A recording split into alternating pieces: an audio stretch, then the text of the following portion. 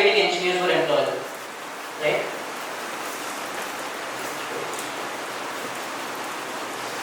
So that's 93% of graduating engineers whose education didn't prepare them for their jobs. And the problem isn't just with engineering colleges. Engineering colleges is just an extension of the education paradigm that we see in schools. Right? But I'm wasting my time because you didn't need statistics to be convinced that education is broken. Everybody agrees. Your age doesn't matter, your political information doesn't matter, where in the world you are doesn't matter. In today's highly polarized world, very few opinions are agreed upon so universally. Beyond a doubt, education is broken. In some cases, the problem jumps out at us, right? Teachers not showing up to schools, infrastructure in tatters, students under mountains of stress. But even when the problem isn't visibly dire, we as a global society seem to be in agreement that teaching and learning aren't working right. It's like, even when the wheels aren't falling off the train, there is a sense that the train is going to the wrong place. So, what's the problem?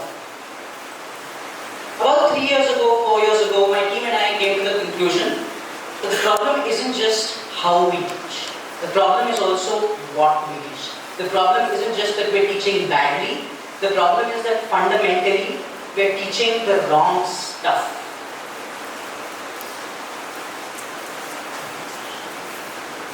So then, what is the right stuff? Turns out there's a pretty clear answer to this question, and the world's experts more or less agree on it. This is what it looks like.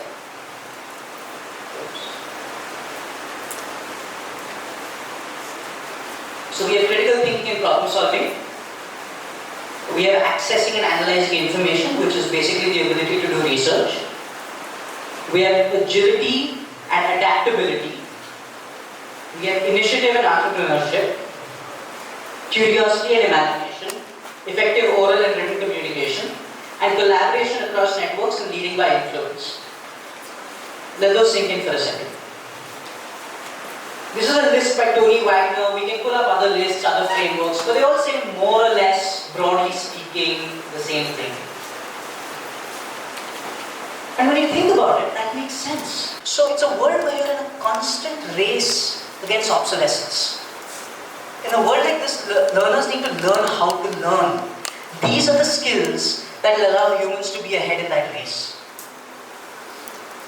So if critical thinking is what matters, if research is what matters, if communication is what matters, why are the lessons titled chemistry and geography and history? Why this disconnect? In the real world, you solve problems first, right? And subject matter is incidental. I want to build a plane, I'll use engineering, I'll use design, I'll use ergonomics, I'll use financial modeling, but the point is to build something that is a better, faster, cheaper, more efficient mode of transport. In the classroom, it's the other way around. The subject matter is primary and problem solving, if and where it exists, is incidental. So, why this inversion? At the risk of oversimplification, the one-word answer is measurement. Let me explain.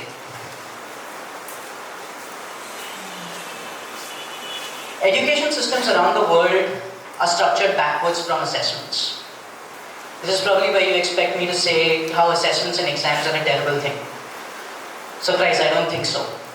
I actually think that educational activity being structured backwards from assessments is a great thing for the most part.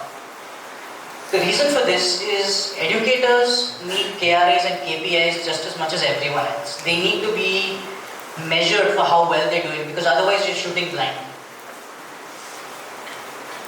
But take a minute to think about this. Assessments focus incentives across the whole system.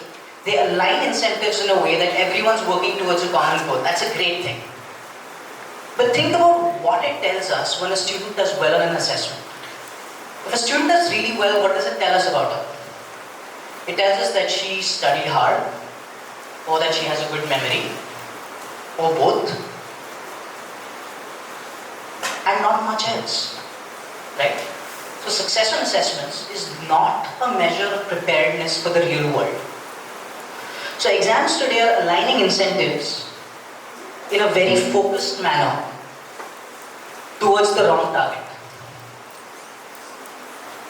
So if critical thinking and these other skills, if that's the right target, then assessments just need to be redesigned, right? In such a way that success on the assessments reflects these critical thinking skills and therefore preparedness for the real world.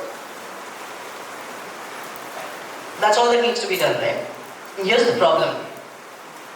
Designing assessments and measuring these critical thinking skills, all of these skills that we spoke about earlier, designing assessments for those in a reliable fashion is extremely hard. It's notoriously hard. So that's the problem my team and I decided to crack. How did we go about it? Well, the first thing we did was break critical thinking into its constituent blocks, break it into components. This is absolutely crucial because it takes this big fuzzy feel-good idea called critical thinking and breaks it into tightly defined, measurable units. We then design assessments that test each of these units, so you know exactly where a student stands at any given point in time. One of the many benefits of measuring critical thinking is that you can teach effectively.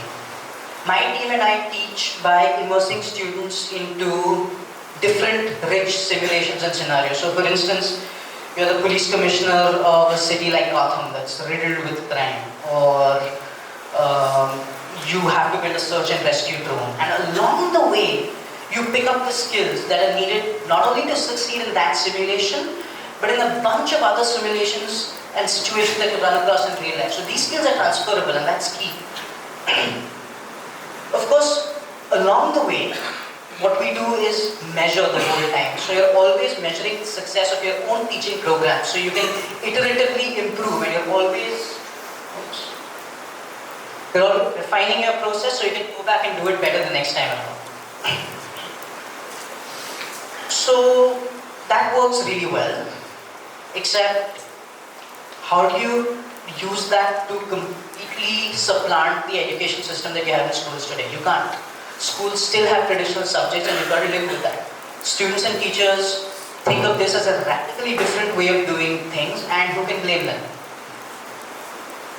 So we work really hard to make that gulf small enough that teachers and students who have been working towards completely different goals this whole time find this new curriculum approachable. So that's what I do. And I often get asked why I do what I do. And I think the answer is I do what I do so that the next generation of students, when they are asked what they remember from school, they won't fumble like I do. They'll be able to answer with clarity, with authority, and maybe with pride.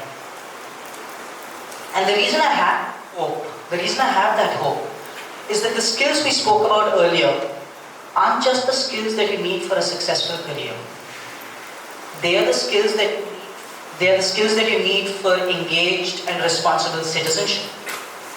They're the skills that you need for an intellectually fulfilling life.